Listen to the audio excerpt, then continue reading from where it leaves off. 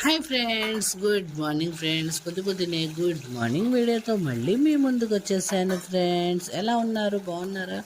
ఇవాళ మా ఇంట్లో దోశ బ్యాటర్ అయితే కొద్దిగా ఉంది. అయితే నేనైతే మైదా కలిపి మంచి టిఫిన్ అయితే చేశాను. ఈ టిఫిన్లోకి చట్నీగా పల్లీ చట్నీ చాలా టేస్టీగా ఉండిద్దండి.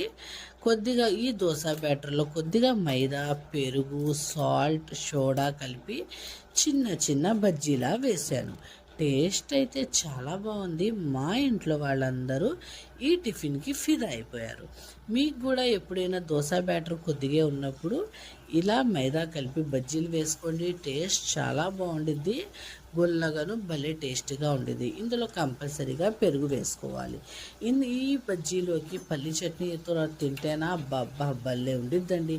ఇవాళ మా ఇంట్లో టిఫిన్ సెక్షన్గా అయితే ఇవి చేశారు. మీరు మీ ఇంట్లో ఏం చేస్తున్నారు కామెంట్ బాక్స్లో చెప్పండి.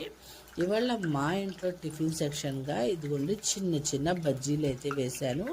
టేస్ట్ అయితే మామూలుగా లేదు. ఐ హోప్ మా వీడియో మీకు నచ్చితే ఏం చేయాలో తెలుసు కదా. వీడియో చూసిన ప్రతి ఒక్కరూ ఒక లైక్ ఇవ్వడం మాత్రం మర్చిపోబాకండి. ఎవరైనా కొత్తగా చూస్తే ప్లీజ్ ఛానల్ని సబ్స్క్రైబ్ చేసుకొని సపోర్ట్ చేయండి. మళ్ళీ రేపు గుడ్ మార్నింగ్ వీడియోలో కలుద్దాం. బాయ్.